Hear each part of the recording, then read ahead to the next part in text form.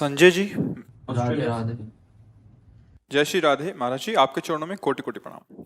महाराज जी, मेरा प्रश्न आपसे है कि मैं पिछले 5 सालों से ऑस्ट्रेलिया में रहता हूँ। 2 साल पहले पिताजी चले गए।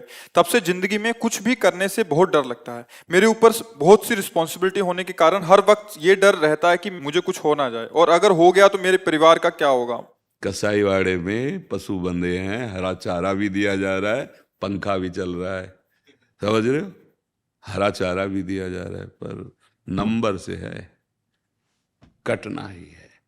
ये सकल प्रपंच काल का कसाईवाड़ा है, मृत्यु गड़ासा है, नंबर से शुरू है। लाखों रोज मर रहे हैं, लाखों रोज जन्म रहे हैं, लाखों नाच रहे हैं, लाखों रो रहे हैं। देखो सृष्टि में देखो ना, तो उन्हीं लाखों में हमारा तुम्हारा भी नंबर आएगा। नंबर तो आएगा प्यारे। काल के कराल प्रहार से यहाँ कोई नहीं बच पाया। बड़े बड़े अभिमानी, बड़े बड़े तपस्वी, बड़े बड़े महात्मा साहब, तो काल का प्रहार जहाँ तन पे होता है, महात्मा लोग उसकी आसक्ति छोड़ दिए। तो काल का प्रहार तन पे हुआ, उनको स्पर्श भी नहीं हुआ, वो आत्मस्वरूप काल स्वरूप स्वयं हो जाते हैं। भाई यही बचना होता है, नहीं जाना तो यहाँ से सबको पड़ेगा। भगवान चिदानंद वपु धारण किए, वो भी अंतर ध्यान किए, तो तुम कैसे रुक सकते हो। जाला तो कि शरीर का कुछ हो न जाए, कभी भी हो सकता है। हाँ, इसी डर से बचाने के लिए ये संत महात्मा अध्यात्म के गीत गा रहे हैं कि अगर उनकी बात मान लोगे तो डर से तुम बच जाओगे। डर जो है, हाँ, अज्ञान के कारण है। महात्माओं को डर थोड़ी होता है महाराज जी, कोई। आप अपने सत्संग में, एकांतिक में जब भी काफी बार ऐसी चर्चा करते हो, मरना है, जाना है, जी। बट संसार में तो ऐसा कोई कह दे तो अशुभ माना जाता है महाराज जी, फिर बहुत डर सा लगता है कि जाना हाँ, इसीलिए है। बट आप तो तो एकदम ऐसे कहते हो, जाना है, मरना है, तुम्हें भी जाना है, ये हमें भी तुम्हें जाना अमर करने के लिए, तुम्हें निर्भय करने के लिए, निडर करने के लिए असलियत तुम्हारे सामने रखते हैं। ये असलियत है कि नहीं, बोलो। हाँ, ये असलियत है ना। पता नहीं गेट से तुम बाहर निकल पाओ कि ना निकल पाओ, पता नहीं हम अगला शब्द बोल पाए कि ना बोल पाए। सच्ची बात, फांसी देने वाले को तो पता है कि अमुक तारीख को अमुक समय में फांसी दी जाएगी। किस समय काल अगला दबाकर किस घटना से, किस भाव से नष्ट कर दे, ये पक्की बात है। तुम क्या किए हो कि जहां जाना है वहां तुम्हारा कुछ भी प्रयोग आने वाला नहीं। जो जिंदगी में तुमने अपना मान रखा है, कुछ भी प्रयोग, ये शरीर भी यहीं रह जाएगा, और जो जाएगा वो तुम्हारे पास है नहीं। इसलिए डर रहे हो कि भैया जिससे हमें भारत से अमेरिका जाना है, और भारत की हर वस्तु यहीं बॉर्डर के पहले ही सब छीन ली जाएगी, अब निकलो। तो लगे मतलब पूरा जीवन हमने यहाँ दिया, सब कमाया यहाँ, और सब यहीं छीन लिया जाएगा। ऐसे छीन लिया जाएगा मृत्यु लोक में, कुछ भी नहीं जाएगा। न तो अच्छा सुमा जाएगा, न तो शर्ट जाएगा, शरीर जाएगा, मतलब कुछ ले जाएगा। अब इसीलिए सबको डर लगता है, क्योंकि यहाँ पत्नी है, पुत्र है, घर है, सब व्यवस्था है, और ये सब छूट जाएगा। इसीलिए कहते हैं अध्यात्म को पकड़ो पकड़ो, यही तुम्हारे लिए सुखद हो जाएगा, क्योंकि ज्ञान हो जाएगा ना। अभी आपको लगता है, जैसे हर घर के गार्जियन को लगता है मरना तो है ही यार एक दिन, पर अगर अभी मर गया तो मेरा परिवार बिखर जाएगा, नहीं लगता। बेटी ब्याह करने होंगे, बच्चे पढ़ाने का, ये बूढ़े माता पिता हैं, पत्नी, ये सब क्या होगा। नहीं नहीं, कुछ भी हो, मरना तो अभी नहीं है, और ये इतना काम तो बन ही जाए। वो ऐसे ही सोचता रहता पूरे जीवन, और खाली हाथ खोखला होके जाता है। मन पचते ही है अवसर बीते। जो कमाने आया था जीवन मुक्त होने के लिए, परमानंद प्राप्ति के लिए, कि इस मनुष्य जन्म में जाऊंगा और ऐसा भजन करूंगा कि बंधूंगा नहीं हम माया में। तो भैया ये माया बंधन आपने स्वीकार किया है। अगर आप इसे छोड़ना चाहे तो छोड़ सकते हैं आराम से, क्योंकि आपने ही पकड़ रखा है। राधा राधा जपो और डरो। हम कहते हैं डरो, जिससे तुम्हें सबल का आश्रय मिल जाए। जो शभीत आवा सरनाई, तो रखियो ताई प्राण की नाई। भगवान कह रहे हैं यदि कोई माया से भयभीत होकर मेरी शरण में आ जाए तो मैं उसे अपने प्राणों की तरह रखता हूं, भगवान का वचन है। तो हम तो कहते डर लगना चाहिए।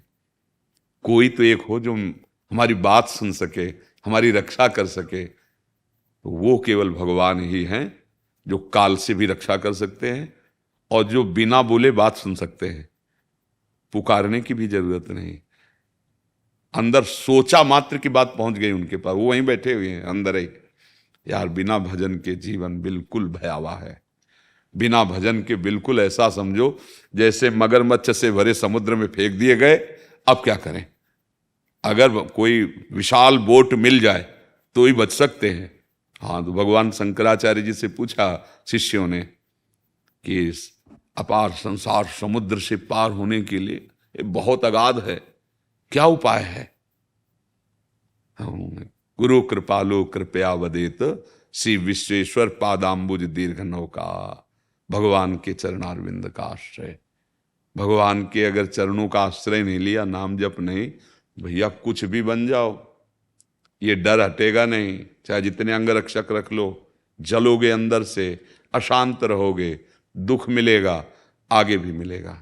ये जन्म केवल मनुष्य शरीर इसीलिए दिया गया कि सब कुछ कार्य करो और राधा राधा राधा राधा राधा, फिर आप देखो निर्भय हो जाओगे। भगवदा आनंद के बिना विषयानंद तुम कितना भी समेट लो, ना निर्भय हो सकते हो, ना निश्चिंत हो सकते हो, ना निशोक हो सकते हो।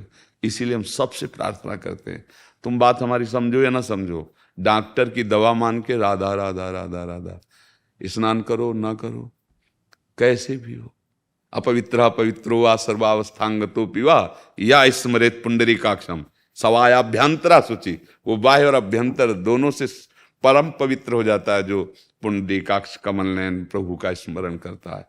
वो राधा राधा राधा राधा, कृष्ण कृष्ण कृष्ण। जो आपको प्रिय नाम लगे, नाम जपो और सत्संग सुनते रहना, और भगवान का भरोसा रखो। तुमसे सृष्टि नहीं चल रही, भगवान से। जो तुम्हारे परिवार के जन हैं, भगवान सबका भरण पोषण कर। अभी परिवार कैसे ऐसे लोग हैं, जिसे बहुत से ऐसे हैं कि जिनके द्वारा बड़ा परिवार चल रहा है और शरीर नहीं रहता, तो उनका परिवार कोई भीख नहीं मांगने लगता, भगवान संभाल लेते हैं। कोई न कोई ऐसा तैयार कर देते हैं जो उनका संरक्षण करता, और फिर वो उसके रहने से जो अच्छा नहीं होता, उससे भी ज्यादा अच्छा उसका परिवार हो जाता है। हमने देखा है। ऐसा ना सोचे कि अगर हम मर जाएंगे तो हमारे परिवार का क्या होगा। नहीं, पूरे विश्व ब्रह्मांड को आप थोड़ी पोषित कर रहे हो, पशु पक्षी जीव जंतु सबका। देखो उसकी कृपा पर दृष्टि डालो। शरीर में अगर देखो तो कहीं दूध नहीं है, इतना मीठा उतना ही गर्म, और हमारे लिए जीवन पोषण करने वाला ये भगवान ने बना दिया था। माता के वक्षा स्थल से हमारा पोषण हुआ। जब हम गर्भ से बाहर आए तो सबसे पहला हमारा पोषणकारी माँ का। अच्छा, जब गर्भ में थे तब कौन पोषण कर रहा था? माँ भी नहीं जानती थी कि कैसे पोषण होगा गर्भस्थ शिशु का, लेकिन किया ला। ये बात समझो, वो अनंत ब्रह्मांडों का पोषण करने वाला, उसी का परिचय नहीं, इसीलिए डरते हो बच्चा। पर इतना जरूर हम कह रहे हैं कि चाहे जिस पद में हो, चाहे जितना रुपया कमा लो, ये काल का कसाईवाड़ा पूरा प्रपंच है, वो काटेगा।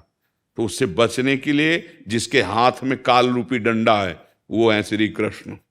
अगर प्रभु की श्री हरि की शरण नहीं हुए, उनका नाम जप नहीं किया, तो कुछ भी कर लो, शांति नहीं मिलने वाली, निर्भय नहीं होने वाले, शोक रहित होने वाले नहीं। इसलिए राधा राधा रटो और अच्छे आचरण करो।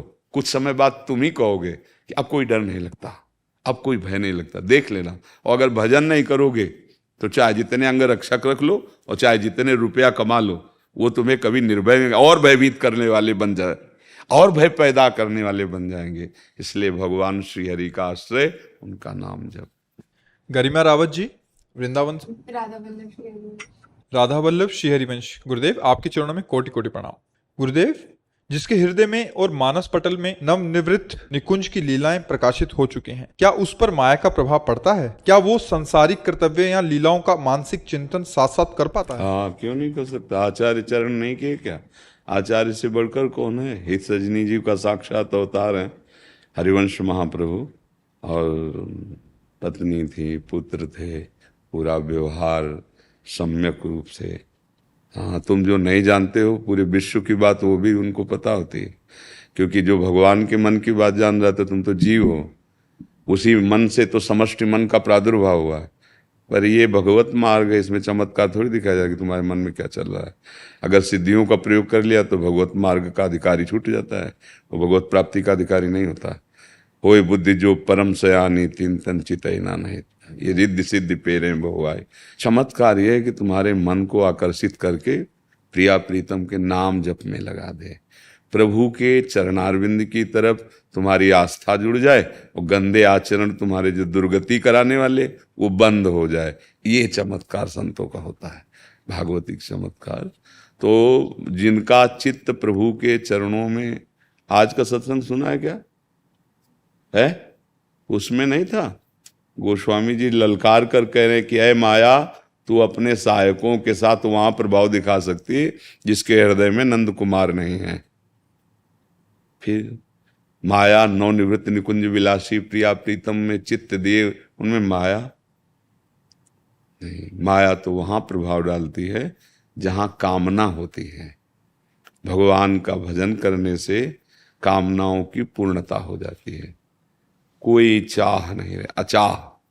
ये अचाह स्थिति जीवन मुक्त स्थिति है। यही अचाह स्थिति भगवान के नाम जप से होती है। सकल कामना हीन जे राम भगत रस लीन। जो राम भगत रसलीन ते सकल कामनाहीन, और जे सकल कामनाहीन ते राम भगत रसलीन। अर्थात प्रारंभिक भक्ति हमारी कामनाओं को नष्ट करती चली जाती, जो दुर्वासनाएं हमें फंसाई थी। और जब कामना रहित हो जाता है तब प्रेम भक्ति का प्रादुर्भाव होता है। और जहां प्रेम का प्रादुर्भाव हुआ, अब जीवत्व ही नहीं बचा तो माया किसके ऊपर चढ़े? देहाभिमानी को माया सताती है, अब वो तो भगवत स्वरूप हो गया। तस्मित् तज्जने भेदा भावात। प्रभु और प्रभु में तन्मय, अब उसमें कोई भेद थोड़ी रह गया। और भेद से भी ज्यादा मातृशाली बात की भगवान कह रहे हैं, सातो शम मोहिमय जग देखा और मोते अधिक संत कर लेखा। मेरी सातवीं भक्ति है कि सब में मुझे देखे पर मेरे से भी अधिक संत को माने, जो भगवान के भजन में भगवत प्रेम में डूबे। माया है क्या? जो नहीं है उसका नाम माया है। माया कोई बहुत बड़ी वस्तु नहीं भगवान के भजन करने वाले को, पर भगवत विमुख को तो फिर प्रबल है ही है। नाम का प्रभाव इतना है कि ऐसा पहरेदार अगर आप अपनी जिह्वा पे बैठा लो कि माया प्रवेश ही न करे। नाम पहारू दिवस निसी, नाम का पहरा तुम्हारी जबान पे हो जाए, रात दिन राधा राधा। जो नाम गुरु जी ने दिया है, अब आप हमें फिर बताओ आगे चलकर। अभी तो धैर्य पूर्वक रहना, क्योंकि जैसे कल चर्चा में बताया था, सत्संग में आज में भी संकेत में बताया कि कोई द्रवित पदार्थ जैसे भरा हुआ है और नहीं निकल रहा है तो एक साधन है, जैसे शीशा है उसे गला के डाल दो, तो अब वो जितना जाता रहेगा वो ठोस होता रहेगा, द्रवित ऊपर निकलता चला जाएगा। तो काम क्रोध लोभ आदि जो है हमारे हृदय में बैठे हैं, जहां हम नाम डाल लें तो बहुत महिमा वाली वस्तु है नाम, वो हृदय को भरती जा रही है। जिस पुलाई पे काम क्रोध आदि रहे थे ऊपर उठते चले जा रहे हैं। धीरे धीरे धीरे जब पूरा हृदय नाहीन रहे हो हियमा ठौर, अब जगह ही नहीं रह गई, नाम का कब्जा हो गया, नाम ही विराजमान हो गया। अब माया कहाँ है?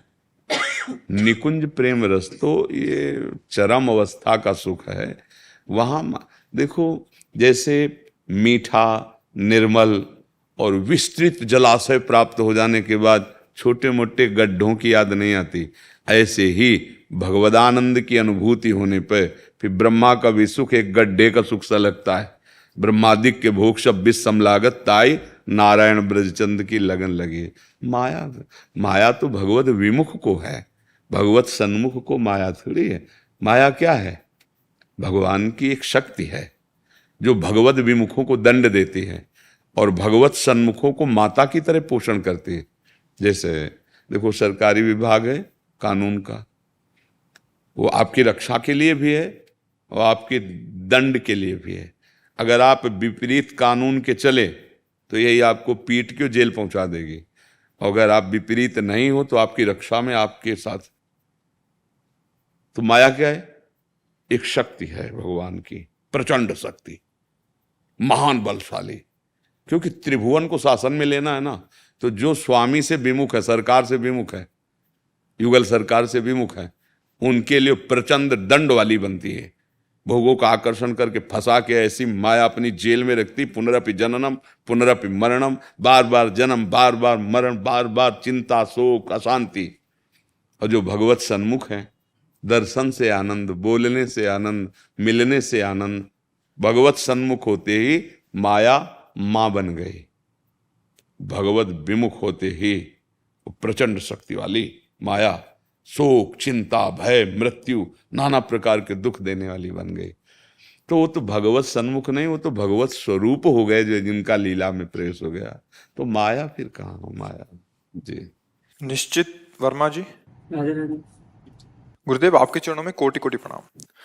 गुरुदेव, जब हर जगह समान रूप से ईश्वर व्याप्त हैं, तो मूर्ति में प्राण प्रतिष्ठा क्यों होती है? भावना के लिए, क्योंकि तुम्हारी भावना होती है ना कि हम संगमरमर की मूर्ति लाए हैं, तो तुम्हारी भावना ये हो जाए कि इस मूर्ति में भगवान विराजमान कर दिए गए हैं, इसलिए पहले से विराजमान भगवान में विराजमान की भावना तुम्हारी पुष्टि के लिए। शास्त्र बहुत प्रवीण है। जब तुम प्राण प्रतिष्ठा करवाए, तुम्हारी भावना हो गई कि भगवान आ गए, क्योंकि प्राण प्रतिष्ठा हो गई। अब रोज समय से भोग, रोज आरती, रोज जो मंदिर में विराजमान, नहीं सबकी सेवा में ठाकुर जी विराजमान है। भावुक जनों की क्या बुला के पंडित को, सबको उपासक थोड़ी प्राण प्रतिष्ठा कराते हैं। दृष्टि से देख लिया, हो गए भगवान की प्राण प्रतिष्ठा। प्रेमी जन ठाकुर जी को लिया, छाती से लगा लिया, ठाकुर जी विराजमान है, क्योंकि उनके भाव में विराजमान ना। हमारा पहला भाव होता है कि हम संगमरमर की लाए ना, अब उसके लिए भावुक जनों को, प्रेमी जनों को नहीं होते। यहाँ कोई प्राण प्रतिष्ठा क्या करवाई गई क्या? हमारे प्राण हैं, वो हमारे प्राण उनमें प्रतिष्ठित हैं। खंबे में प्राण प्रतिष्ठा करवाई थी क्या? नरसिंह रूप में प्रकट हो गए। नहीं, भाव। अब भाव प्रकट करने के लिए किया गया है प्राण प्रतिष्ठा। नहीं तो पहले से ठाकुर जी सर्वत्र कहाओ सो कहा, जहां पर भाव को ही प्रेम कहते हैं ना, और वो है नहीं तुम्हारे पास, तो उसके लिए नींव डाली गई। नहीं, हरि व्यापक सर्वत्र समाना, और प्रेम ते प्रगट हो मैं जाना, प्रेम तो है नहीं ना, तो अब उसके लिए साधन शुरू किया गया। ब्राह्मणों को बुलाकर प्राण प्रतिष्ठा कराई, हमारे अंदर भावना आ गई, मेरे भगवान इसमें आ गए। भगवान अब विग्रह रूप में विराजमान है। आठों पैर उनकी सेवा करते करते सेवा से भाव आया, भाव में अपनापन इतना गाढ़ हुआ कि अब उनको देख के ये नहीं लगता कि मूर्ति है। अब जी नहीं सकते उनके बिना। अब दृष्टि हो गई, अब कहीं भी डालोगे दृष्टि जहां, वहीं तुम्हें अपना प्रीतम दिखाई देगा। समझ पा रहे बच्चा? शास्त्र बड़े प्रवीण हैं, जीव को भगवत प्राप्ति कराने के लिए ही हर विधान उनका होता है। तो ये भी विधान भाव को प्रकट करने के लिए है। बड़े बड़े महापुरुष जो होते हैं, जो भाव से युक्त हैं, वो शास्त्र के प्रमाण को पुष्ट करने के लिए, शास्त्रीय सिद्धांत की रक्षा के लिए प्राण प्रतिष्ठा कराते हैं। जैसे कोई सिद्ध महापुरुष भगवदानंद में डूबा है, पर वो संध्या की लीला करता है। अब उसको जरूरत नहीं है, पर उसको देखकर हजारों लोगों को प्रेरणा मिलती है कि देखो, जब इतने बड़े महात्मा होकर संध्या के समय साधन, तो हमको भी करना चाहिए। तो ऐसे जिनकी दृष्टि में प्रभु विराजमान, वो भी प्राण प्रतिष्ठा कराते हैं। किस भाव से? वो आचरण करके, शास्त्र की आज्ञा का पालन करते हुए सबको आज्ञा पालन कराने के लिए। तो इसलिए, और जो अभी प्रारंभिक है, उनके भाव बनाने के लिए शास्त्र आज्ञा करता है, ऐसे विधान से चलो, ऐसे विधान से चलो। नाम जप करो बच्चा, नाम जप करो। जैसे सुन लिया है ना कि सर्वत्र भगवान है, ये अनुभव ऐसे थोड़ी होता है। बहुनाम जन्मनावन्ते ज्ञानवान माम प्रपद्यते वासुदेवा स्वरमित सा महात्मा सुदुर्लभा। सब जगह भगवान ऐसा अनुभव हो गया, उससे बड़ा महात्मा नहीं है, और ऐसा महात्मा दुर्लभ है। पहले नाम जप करो। करते हो नाम जप? हाँ, कोई नशा न करो, गंदी बात न करो, गंदे आचरण न करो, नाम जप करो। धीरे धीरे हृदय में भक्ति महारानी पहले आवे, अपने पुत्रों के साथ, ज्ञान वैराग्य के साथ। तो जहाँ विवेक, वैराग्य, भक्ति, वहाँ फिर दृष्टि आ जाएगी। जहाँ दृष्टि आई तो फिर माया खत्म, जीवन मुक्त महापुरुष हो गया। पर इस ये कहने में तो 2 मिनट लगे। हाँ, अगर सदगुरु की कृपा हो जाए और साधन में मन लग जाए तो इसी जन्म में काम बन जाए। नहीं, जन्म जन्म मुनि यतन कराहि, बार बार। तो ऐसा है। दीप पंचाल जी गुजरात से। श्री हरिवंश। श्री हरिवंश महाराज जी, आपके चरणों में कोटि कोटि नमन। महाराज जी, श्री जी को दैन्यता सबसे अधिक प्रिय है, मगर हम में तो पूर्व से अज्ञानवश केवल अहम ही पोषित किया है अपने जीवन में। हम कैसे दैन्यता अपने जीवन में लाएं? अभी अभी ये जो पहला जो परिकर गया ना प्रश्न करके, इसमें यही उत्तर था कि सदगुरु के सिवा विश्व ब्रह्मांड में कोई ऐसा नहीं जो इसका नाश कर सके। अहम का नाश केवल सदगुरु की कृपा दृष्टि से, उनकी अधीनता से और उनके शासन को स्वीकार करने से होता है, अन्यथा नहीं। इतने बड़े महर्षि ब्रह्मर्षि दुर्वासा, अम्बरीश जी की महिमा सुनकर जलन पैदा हो गई। क्यों? क्योंकि शेष है अहम। तपस्या का अहम है कि मेरे समान तपस्वी दूब का रस, दूब घास होती है, उसका रस, दूर्वा रस, वलकल की लंगोटी और एक चक्रवर्ती सम्राट रानियों के बीच में, वैभव के बीच में, और उसका यश गाया जा रहा है और उस सभा में मैं भी बैठा हूं।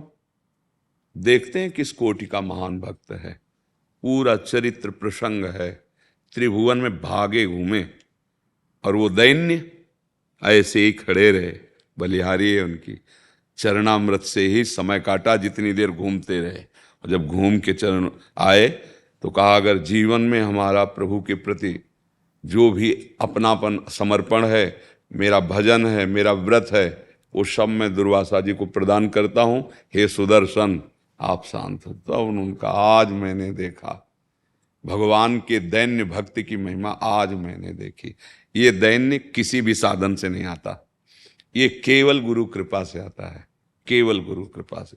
जब संन्यास मार्ग में, साधन मार्ग में थे, गुरु कृपा रही बहुत। जैसा तस्मा शास्त्रम प्रमाणम थे कार्या कार्यो व्यवस्थित हो। जैसे डॉक्टर के पास ऑपरेशन तभी होता है जब वो लिखवा लेता है कि मर जाओ तो हमारा कोई मतलब प्राण समर्पित, तब ऑपरेशन होता है। तो अच्छा, वहां तो थिएटर में बंद होता है, यहाँ खुले मैदान में होश का इंजेक्शन लगा के होता है। नहीं, उसमें बेहोश का होता है, इसमें होश का इंजेक्शन लगा के होता है। और फिर जो तड़पन होती है, अगर समर्पित नहीं तो भागी जाएगा इस ऑपरेशन में। और अगर एक बार ऑपरेशन ठीक से हो गया तो जन्म मरण रूपी रोग, भव रोग खत्म हो गया। गुरु कृपा ही केवलम। अहंकार किसी का कभी भी अगर गलित हुआ है और दैन्यता आई है तो गुरु कृपा पात्र में आई है, तपस्वी में नहीं आई, किसी साधना वाले में नहीं आई। ये गुरु चरणों का जो आश्रित है उसी में दैन्यता आ सकती है। अन्यथा ये दैन्यता न बाजार में मिलती है, न साधना से मिलती है, ये गुरु कृपा पात्र को ही मिलती है, जिसने अपने तन मन प्राण गुरुदेव को समर्पित करके उनकी आज्ञा के अनुसार चला। तो उसको ये नहीं रहता कि मैं इतना भजन साधन कर, लगता है गुरु कृपा करा रही है। तो जीवन में देखा है कि जो सुधार होता है वो केवल गुरु कृपा से ही होता है। उनकी आज्ञा पे रहे बस। अगर गुरुदेव पर समर्पण का भाव नहीं है तो उनकी आज्ञा पर क्यों म्यों प्रश्न, फिर वो फोड़ा ऑपरेशन में नहीं हो पाएगा। अक्षरशः जैसा बस निहाल कर देंगे, निहाल कर। बस ये जो दैन्यता है ये केवल गुरुदेव कृपा दृष्टि से आती है। और अहंकार का ऑपरेशन केवल गुरुदेव ही कर सकते, दूसरा ऐसा सृष्टि में नहीं है। भगवान और गुरुदेव एक ही है ना, हरि और गुरु दो थोड़ी होते। वही हरि कृपा बंदो गुरु पदकंज कृपा सिंधु नर रूप हरि महामोह तम पुंज जासु वचन रवि। पर हरि के होते हुए हमारा कुछ काम नहीं बना, यहीं बैठे हैं सबके। पर जब हरि गुरु रूप में आए तब बन गई बात। इसलिए भगवान भी आज्ञा कहते हैं, मोते अधिक गुरु ही जी। और गुरु को ये थोड़ी देखा जाता है कि अवस्था क्या है, पढ़े कितना है और मतलब कितना प्रवचन बढ़िया कर लेते हैं। ये सब प्राकृतिक बाहरी बातें हैं। सुखदेव जी पधारे, 16 वर्ष की अवस्था के थे, दिगंबर वेश। तो 10,000 वर्ष की अवस्था वाले ऋषि सब खड़े हो गए। उस सभा में भगवान व्यासदेव जी भी थे, वशिष्ठ जी भी थे, सब खड़े हो गए, सब ब्रह्म बोध संपन्न महापुरुष। क्यों? क्योंकि गर्भ से ही विरक्त और भगवत अनुराग में, भगवत तत्व में डूबे हुए महापुरुष। तो बाहरी शरीर अवस्थाएं नहीं देखी जाती है, वस्तु तत्व हमारे कल्याण के लिए गुरु रूप रख के आया। अब बस ऐसी अधीनता, जैसा चाहो वैसा।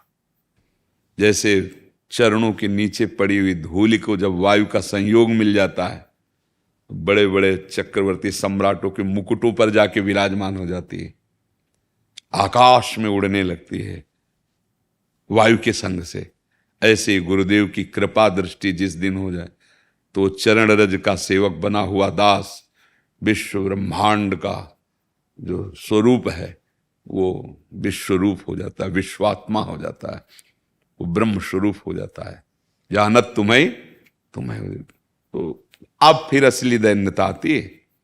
मिटिया मेट केवल गुरुदेव करते हैं इसका, इस आम का। ये हमारे जीवन का अनुभव है। और जहां तक शास्त्र स्वाध्याय किया है कि गुरु कृपा, इसीलिए कहा है कि चाहे भगवान शंकर के समान ज्ञानी हो और ब्रह्मा के समान चतुर हो, सृजन करता हो, पर गुरु कृपा के बिना इस माया से मुक्त होना। चाहे शिव विरंच सम हुई गुरु बिनु भवनिधि तरह न कोई। बात, मूल बात यही कि जो इस जन्म मरण का मूल अहम है ना, संसत मूल सूल प्रद नाना सकल शोक दायक अभिमाना, ये केवल गुरुदेव की कृपा दृष्टि से होता है। मिटिया मेट कर दिया अहंकार का। पर बस यही है कि भागना नहीं थिएटर से। ऑपरेशन थिएटर है ना, जैसे गुरु शरणागति एक ऑपरेशन थिएटर है, भागना नहीं है। अच्छा, वहां तो भाग नहीं सकता क्योंकि बेहोश है और हाथ पैर सब फिट कर दिए जाते हैं। यहाँ हाथ पैर खोल दिए जाते हैं और बिल्कुल चेतना जागृत कर दी जाती है और फिर ऑपरेशन होता है। अगर सह गया और रह गया तो फिर वो वही हो गया जो गुरुदेव है, वही हो गया। आप सरिस चाहें सबकी ना, बड़े करुणा में गुरु स्वरूप। तो भैया, अहंकार के नष्ट होने का एकमात्र उपाय केवल गुरुदेव की शरणागति और उनकी आज्ञा ही शरणागति है। वो जैसे आज्ञा करें वैसा कुछ ना बोले, ननुनच कुछ नहीं। गुरु वचन ही भजन है, पक्का मान लेना। जो हजारों वर्ष की तपस्या और साधना से नहीं होता, वो मंद मुस्कान से 1 सेकंड में हो जाएगा। तात स्वर्ग अपवर्ग सुख धरी तुलाए कंग, तूलन ताय सकल मिल जो सुख लो। जरा सा वो मुस्कुरा दिए और हृदय उनका शीतल हो गया कि मेरी आज्ञा में रह रहा है। वो गया, अंदर गया और जा आकर के जितने विकार हैं सबको भगा दिया। तभी वो भगवत प्रेमी महात्मा बन पाता है। गुरु कृपा ही केवलम। आदर्श पांडे जी, कानपुर से। गुरुदेव कोटि कोटि नमन। गुरुदेव, भगवान कहते हैं कि कोटि विप्रवद लागे जाहूं, आए शरण तजहि नहीं ताहू। तो फिर जयंत भगवान की शरण में वापस आ गया था, तो भगवान ने उसे, वो ब्राह्मण का नहीं था, वो भगवान की प्रिया के साथ अभद्र व्यवहार कर रहा था। समझ रहे हो? वो शरण में नहीं आया था, अभद्र व्यवहार कर रहा था। भगवान ने एक नयन कर तजा भवानी, जानते हो, 2 देख रहा था सिया राम को 2 रूप में। वो अलग समझ रहा था। सीता चरण चोच हति भागा, बहुत बड़ा अपराध। जो भगवान के हृदय विहारिणी है, उन सियाजू का प्रभु भाव में आकर स्फटिक शिला पे बैठे तो कुछ पुष्प चयन करके श्रृंगारित कर रहे थे। और ये दुष्टता की हद कर दी। इंद्रपुत्र जयंत ये काक रूप धारण करके ऐसा देखा, रक्त श्राव, तो तत्काल बिना फण का बाण संधान करके तो जब शरण में आया तो एक नयन करी तजा भवानी, एक दृष्टि प्रदान की। तेरे अंदर 2 दृष्टि है ना, तो स्त्री पुरुष देख रहा है ना, एक दृष्टि देख। राम तत्व ही सिया बना हुआ है, सिया कोई और नहीं है। एक नयन कर, हाथ शब्दों पर आओ, एक नयन कर तजा। अपराध तो ऐसा था कि कोटि कल्पों नरक भोगने पर भी ना उरीन हो सके, पर भगवान कितने कृपालु हैं कि सियाजू का अपराध करने पर भी भगवान ने उसे जान से नहीं मारा। 2 दृष्टि थी तो एक दृष्टि कर दी। अब उसको आप अगर बाहरी शब्दों में तो बोले एक आंख फोड़ दी, नहीं, अगर शब्दों के भाव में जाओ तो एक नयन। भगवान शिव क्या कह रहे हैं? एक नयन कर तजा भवान। जो दो नयन कर रहा था, स्त्री पुरुष वाला भाव ला रहा था। देवराजेंद्र का लड़का है और राजकुमार है, त्रिभुवनपति का पुत्र है, तो वो ऐसे ही गर्मी होती है। वो भगवान की इस लीला को चित्रकूट में वनवासी राम जी को देख के वो अज्ञानी समझे नहीं पाए। वो समझ रहा था हम बहुत पावर वाले के बेटे हैं। बड़ा गड़बड़ होता है जब पिता के पावर का दुरुपयोग करने वाले बच्चे होते हैं ना, तो बहुत गड़बड़ हो जाता है, बड़ा अपराध बन जाता है उनसे। तो भगवान ने तो बच्चा कृपा ही करी। तुम्हें कुछ दोष लगा भगवान में? है? अच्छा, शास्त्रों का अर्थ समझना बच्चा पढ़ने लिखने से नहीं होता, भजन करने से समझ में आता है। शास्त्रों स्पष्ट कह रहे ना, एक नयन करि तजा। हमारी दुर्गति है इसी द्वैत में। द्वैत में स्त्री पुरुष जड़ चैतन्य अच्छा बुरा, इसी द्वैत में तो दुर्गति है ना। और भगवान की शरण में आ जाएगा तो क्या द्वैत रह जाएगा क्या? एक दृष्टि प्रदान कर दे, सर्वम खलमिदम ब्रह्म ने ना नास्ति किंचन। अब बिना महापुरुषों के शास्त्रों का अर्थ नहीं समझ में आता। तिजोरी में बहुत कीमती चीज रखी जाती है, ऐसे शास्त्रों की भाषा ऐसी घुमावदार है कि बिना गुरु के समझ में नहीं आने वाली। पढ़ोगे अर्थ भी लिखा हुआ है पर समझ में नहीं आने, समझ में ऐसे आता है। तब वह चौपाई उदय हुई और उसका साक्षात्कार हुआ। अच्छा, ओहो ये बात, रोज नवम नवम आनंद, नवम नवम अर्थ निकलता है। वही बात, वही शरणागति 1000 बार कह चुके, पर जब उसके ऊपर चलेंगे तो हमको खुद लगता है यार ये तो पहली बार जिंदगी में हमारी समझ में आ रहा है, पहली बार ये निकल रहा है हमारे हृदय से। तो भजन से अर्थ समझ में आता है शास्त्रों का। दुर्वासा जी अम्बरीश जी का अपराध किए ना, और भगवान का एक व्रत है कि कोई कितना भी बड़ा अपराध किए हो मेरी शरण में आ जाए, मैं उसे माफ कर देता हूं। दुर्वासा जी जब भाग करके भगवान शंकर के पास गए तो भगवान शंकर ने कैलाश में 1 मिनट टिकने नहीं दिया।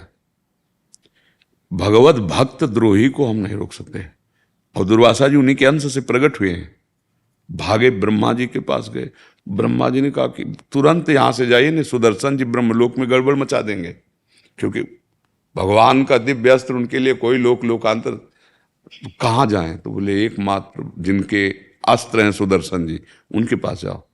हरि के पास गए, त्राहि माम शरणागत। तो इसका भगवान का व्रत है कि मेरी शरण में जो आ जाए मैं उसे कभी त्याग नहीं सकता।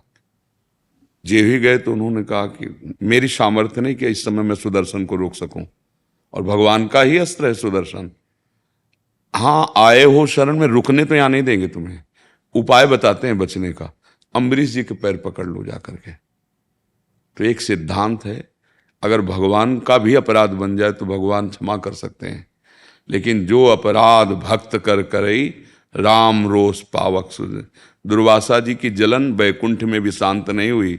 सुदर्शन जहां नित्य धाम में रहते हैं वैकुंठ में, वहां भी शांत नहीं हुए, जलाते ही रहे।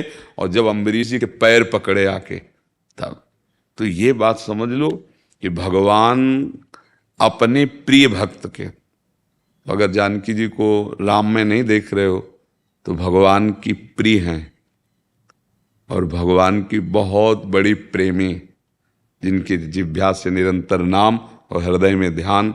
हनुमान जी आकर बता रहे हैं ना कि नाम पहारू दिवस निस ध्यान, तुम्हार कपाट लोचन निज पद जंती जाहे। तो फिर ऐसा अपराध करने वाले को भगवान ने इतना किया तो बड़ी कृपा कर दी। तो ये सिद्धांत सबको ही समझ ले कि भगवान फिर चरण शरण में आने पर भी ठौर नहीं देते। यदि कोई भक्त का अपराध करके आ जाए कि हरिशरणम, तो अब नहीं, अब पहले सिद्धांत है उसी वो भक्त क्षमा कर दे तो बात अलग है, नहीं तो दंड भोगना पड़ेगा। हरिशरण में होने पर भी भक्त का अपराध करके भगवान के चरण भी पकड़ लोगे तो वो कृपा करके यही आदेश करेंगे कि भक्त के चरण पकड़ो जाके, वो जब क्षमा कर देगा तो क्षमा हो जाएगा, नहीं तो नहीं क्षमा होगा। जैसे अम्बरीश जी के प्रसंग में आया, दुर्वासा को अम्बरीश जी के ही चरण पकड़ने पड़े।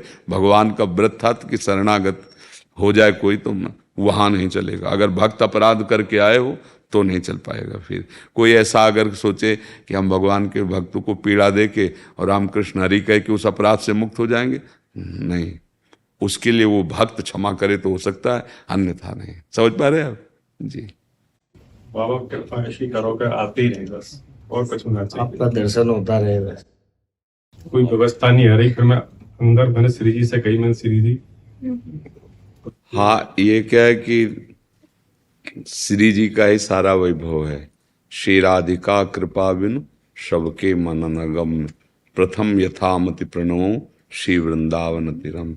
वृंदावन आना, और वृंदावन आने से भी ज्यादा वृंदावन के प्रेमी रसिकों का मिलना, ये बिना लाडली जी की कृपा के नहीं हो सकता। जब लाडली जी द्रवित होती हैं, कृपा करती हैं, तब ये तो अब आपके ऊपर कृपा तो है ही। देखो, हमारे बिना चाहे हमें मनुष्य जन्म दिया, हम जानते भी नहीं थे, हमें ऐसे संग में दिया जहाँ भगवत आराधना हो रही। बिना हमारे चाहे जब वो कृपा कर रहे हैं, तो कृपा का हम आदर करना सीखे तो कृपा बढ़ती चली जाएगी। कृपा तो है ही। जैसे माँ की कृपा बच्चे पर स्वाभाविक होती है, प्रार्थना करने से नहीं होती, स्वाभाविक होती है। ऐसे अनंत माताओं जैसा वात्सल्य हमारे प्रभु में है। चाहे जो नाम दो आप, शिव नाम दो, गणेश नाम दो, राम नाम दो, कृष्ण नाम दो, प्रभु तो एक ही है ना, सत्ता तो एक ही है। वो हमारी भावना के अनुसार जाकी रही भावना जैसी, प्रभु मूर्ति देखी तिल तैसी। प्रभु तो वही है ना। हम हमारे ऊपर कृपा है ऐसा अनुभव करते रहे, आनंदित रहते। और सबसे प्रार्थना है, नाम जप करते रहिए, जो नाम आपको प्रभु का प्रिय हो। हमारे प्रभु के अनंत नाम हैं, बिना नाम जप के मन को नहीं संभाला जा सकता। ये तो केवल एक ही नाम है राधा। आए अब तो केवल एक ही नाम है राधा। हम इसलिए कह देते जैसे आप ले, तो हम किसी की, क्योंकि हम जानते मेरे ही प्रभु सब रूपों में है, इसमें मुझे कोई संशय नहीं। आप हमारे पूज्य हो ब्रजवासी। महाराज यही सकाल मेरी आपसे, जो भी ब्रजवासी आपके पास आवे, आप भजन की बात ना बोलो, केवल यही बोलो कि आप ये नहीं। देखो जो, हाँ, इसका भी राज से समझो। भजन का सच्चा स्वरूप होता है प्रभु को अपना मानना। प्रेम प्रभु करते हैं, हम प्रभु को अपना मानते हैं। जैसे प्यार तो मैया करती है, हम मैया को अपना मानते हैं ना। हम मैया को भूल सकते हैं, लेकिन मैया मुझे नहीं भूल सकती। तो प्रेम तो मैया करती है, पर मैया को मेरी माँ ये मैं मानता हूँ। समझ रहे ना? ऐसे ही भगवान हैं, सारे जगत के मालिक हैं। भजन का स्वरूप है प्रभु को अपना। तो ब्रजवासी वही जो ठाकुर की ठसक में रहता है। आप आके क्या बोले हमसे, जय गिरिराज धरण की। अब आपको उपदेश देने की जरूरत थोड़ी है। आपके जीवन की प्रक्रियाएं और जीवन सब केवल ठाकुर जी हैं। इस ब्रज रज में जो जन्मे हैं, जो ब्रजवासी जन है, उनका गर्व ठाकुर जी हैं, उनका जीवन ठाकुर जी हैं, उनका सब कुछ ठाकुर जी हैं। उनके सिवा कुछ नहीं है। आपका क्या है? ठाकुर जी के सिवा कुछ है? वही लेन देन खान पान शयन जागरण वही हैं। इसी को तो भजन कहते हैं। वो काय कहते हैं? उद्धव आए थे भजन समझा ले गोपियों को। उद्धव जी भजन समझा ले आए थे गोपियों को। उनकी समझ ठीक हो गई, वो समझ रहे थे कि हम ब्रजवासियों को जाके समझाएंगे, लेकिन जब यहाँ आए तो उनकी समझ ठीक हो गई। इसलिए आप लोगों को केवल हम इतना ही कहते कि अपनी ठसक में रहो। हाँ, ठाकुर की ठसक ही भजन है। इससे बड़ा और क्या भजन हो सकता है कि ठाकुर जी हमारे हैं, हमारे घर के हैं, हमारे घर के हैं। ये बात बैठालने के लिए तपस्या की जाती है, भजन किया जाता है कि हृदय पवित्र हुआ, तब हम समझते हैं भगवान के अंश हैं, भगवान हमारे हैं। वो तो पैदा होते ही आपको पता है कि आप ठाकुर के जन हो, आपको पता है। बस उसी ठसक में आप रहो। इसीलिए हम आप लोगों की जय जयकार करते हैं, आपकी विनय करते हैं कि आपकी चरण रज हमारा सर्वस्व है। आपका हाँ कृपा प्रसाद हमें इस रज के स्पर्श आपको हुए जब माँ के गर्भ से आए सीधे। और इस रज को बड़े बड़े ऋषि मुनि याचना करते हैं, उद्धव आदि। तो इसलिए आप बस ये है कि इतने बड़े के होके कुछ ऐसा गलत ना हो जो अब बिछुड़ जाए। बस सावधानी इतनी रख ली है हाँ कि इतने जय सुमित जी महाराष्ट्र से। राधे राधे। राधा वल्लभ श्री हरिवंश। राधे राधे गुरुदेव, आपके चरणों में कोटि कोटि प्रणाम। गुरुदेव, आज का दिन मेरे जीवन का अभी तक का सबसे भाग्यशाली दिवस है, क्योंकि मुझे आपके साक्षात दर्शन हुए। आपकी वाणी के प्रभाव से जीवन में काफी सकारात्मक चीजें हो रही हैं। व्यवहारिकता में इतने उलझ गए थे कि भगवत मार्ग का विस्मरण ही हो गया। आपने मार्ग दिखाकर मेरा जीवन उपयुक्त बनाया, उसके लिए आपका कोटि धन्यवाद। महाराज, धन्यवाद तो हम आप लोगों को देते हैं कि आप कृपा करके बात सुनते हैं संतों की और मानते हैं। देखो, संतों का क्या है कि जैसे माँ है ना, मम्मी, उसको कभी हम धन्यवाद नहीं देते। वो तुम्हें धन्यवाद देगी जब एक गिलास दूध पिलाएगी, जैसे बच्चा थे ना, पी जा, पी गए, शाबाश बेटे, दूध पी गए। तो उसमें माँ का क्या है? ये माँ की महिमा है, वात्सल्य है कि बच्चा दूध पी और पुष्ट हो जाए, सुखी हो जाए, और हम उसे खेलते हुए स्वस्थ देखें, ये हमारी छाती का सुख है। तो देखो, तुम सब हमारे घर के हो, क्योंकि हमारा घर प्रभु का है, प्रभु हमारे स्वामी हैं। तो अगर आप अच्छे आचरण से चलोगे, आप भजन करोगे, आप सुखी होगे, हमारी समाज सुखी रहेगी, तो हमारा जन्म लेना, हमारा शरीर धारण करना, हमारा भजन करना सार्थक हो गया। तो आप हमारी बात मान रहे हैं, तो हमारे जीवन को सार्थक कर रहे हैं, अपने जीवन को सार्थक कर रहे हैं। तो धन्यवाद के पात्र सही माने में आप हुए कि आप बात मान लिए। बस बात मान लेना तो सब बढ़िया बात। और संतों को अपनी माँ जैसा समझे। माँ को क्या धन्यवाद, माँ दूध पिलाती है जब, तो हम धन्यवाद थोड़ी देते हैं। अगर कोई कहे भी कि माँ को धन्यवाद दे दीजिए, तो ऐसा हिम्मत भी नहीं पड़ेगी, तुम्हारी नहीं पड़ेगी। माँ का प्रेम देख करके, माँ से अपनापन जो है, तो कभी आज तक जीवन में कहीं किसी ने नहीं कहा धन्यवाद। महाप्रभु चैतन्य देव भगवान के स्वरूप हैं। जब सची माता, तो उनका माता प्रभु की प्रेरणा से मैं घर में नहीं टिक सकता, क्योंकि उन्होंने जिस लिए भेजा है वो कार्य, इसलिए सन्यास। पर माँ, मैं तुमसे कभी उऋण नहीं हो सकता। अगर अपने शरीर के चमड़े की जूती बनाकर और आपके चरणों में पहना दें, तो भी कोई माँ के प्यार से, माँ की सेवा से उऋण नहीं हो। महाप्रभु से आद्य गुरु भगवान शंकराचार्य संन्यास लेने के बाद भी अंतिम संस्कार अपने कर कमल से अपनी माँ का किया। माँ में जो वात्सल्य है ना, भगवान के एक अंश से अनंत ब्रह्मांडों की माँ का वात्सल्य, पशु पक्षी सब जितनी माएँ हैं, और उन वात्सल्य समुद्र भगवान को संत जन अपने प्यार में बांध लेते हैं, अपने प्रेम में। भक्ताधीन मना भगवान का नाम है ना, तो भक्त अपने भजन और प्रेम के प्रभाव से प्रभु को हृदय में बंदी बना, वही वात्सल्य उनके हृदय में उमड़ता है। तो चराचर जगत के सुख के लिए वो संकल्प करते हैं, सर्वे भवन्तु सुखिनः, सर्वे सन्तु निरामया, सर्वे भद्राणि पश्यन्तु मा कश्चित् दुःखम्। तुम अच्छे आचरण करो, तुम सुखी रहो, तुम भजन करो, यही हमारे लिए भेंट है, यही हमारा सुख है। धन्यवाद के पात्र आप हो, जो गलत मार्ग को छोड़कर संतों की वाणी के अनुसार सही मार्ग पे चल रहे हो। जी महाराज जी, आपको आपके गुरुदेव के साथ जब भी देखा वीडियो में, तब आपको एकदम बालक के भांति देखा। आपका व्यवहार, समर्पण भाव देखकर मन द्रवित हो जाता है। ऐसा भाव समर्पण मन में नहीं, वो कैसे है ही। देखो, विश्व ब्रह्मांड में गुरुदेव जैसा प्यार करने वाला कोई नहीं है। सच्चिदानंद प्रभु की प्राप्ति के लिए जो देहाभिमान है, साधन अभिमान है, इसको चूर करने की सामर्थ्य सिर्फ गुरुदेव में है, दूसरे में नहीं। वो जब उस पर प्रहार करते हैं तो अहंकारी जीव जैसे सांप नहीं फन उठा के खड़ा होता, ऐसे ही अहंकार उसका फड़फड़ाता है, पर वो अपनी कृपा के पंजे में फंसा के उसको चूर चूर कर देते हैं। अब उनके आगे क्या? जिन्होंने अनंत जन्मों के ऐसे पके फोड़े को, अहंकार को ऑपरेशन करके बाहर निकाला, अब उनके सामने तो भगवान भी नहीं है। भगवान ही गुरुदेव रूप में, इसमें संशय नहीं, पर पहले गुरुदेव और दूसरे नंबर पर भगवान। मोते ही अधिक गुरु जिए, जानी भगवान का भी आदेश है। मेरे स्वामिनी है, वो मेरे प्राणनाथ है, मेरे जीवन धन है, बस। तो वो उसमें हमारा कोई दैन्यता या कोई बुद्धिमत्ता,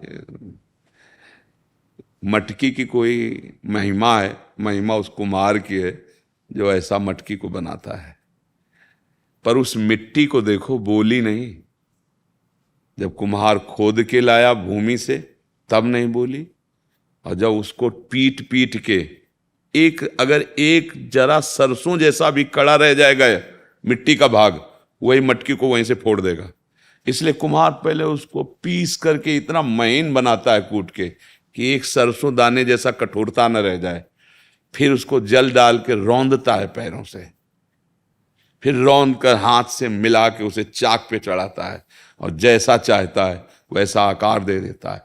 फिर भी नहीं बक्सा, धूप में, प्रचंड धूप में रख के उसको सुखाता है, फिर भी नहीं, फिर प्रचंड ज्वाला की आग में रख के उसे पकाता है और फिर बाजार में रह के सिक्के से बजाता है। देखो इतने की है, लेना है तो ले जाओ। जब एक कुम्हार मिट्टी को रस रखने लायक ऐसा, तो सदगुरु रूपी अगर कुम्हार हमारे हृदय को, तो फिर प्रेम रस रखने लायक नहीं रह जाए। कच्ची मटकी अगर आप डालो ना एक लोटा जल, तो जल जाते हुए फैल जाएगी मटकी। तो गुरुदेव अपने शरणागत के हृदय को, ये जो कड़ापन है उसे अहंकार कहते हैं। जैसे साधन मार्ग में बचपन से चल रहे थे, यहाँ तो मतलब आधा जीवन इधर आया है, आधा जीवन उधर संन्यास में गया, तो हम समझते थे कि, पर जब गुरुदेव की कृपा दृष्टि हुई तब समझ में आया कि सब साधनाएं एक तरफ वृंदावन की, अब स्कूल में अब ककाहारा शुरू होगा। जब पहले आए थे ना तब लगा कि वो सब साधना ऐसे पूर्व जन्म की जैसी समझो, वृंदावन का प्रेम रस एक अलग। इसके लिए जो मन चाहिए, इसके लिए जो बुद्धि चाहिए, जो अहम चाहिए, वो साधना से नहीं होता, वो रसिक महापुरुष की कृपा से होता है।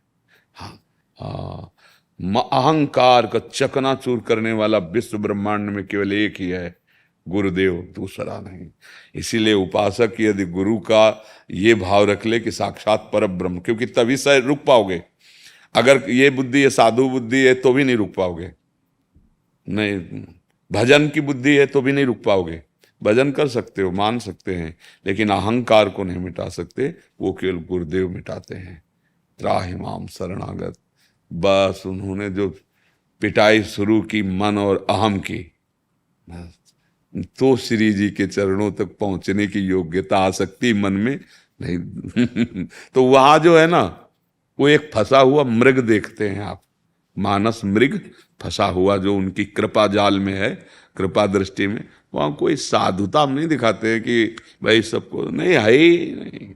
उनका यंत्र हूं, वो यंत्री हैं, उनकी कठपुतली हूं, वो नचाने वाले हैं। जैसे नचाते हैं वैसे ही कठपुतली नाच सकती, वो एक सेकंड भी अपनी तरफ से ऐसे नहीं कर सकती। वो उंगली हिलाएगा तो वो नाचेगी।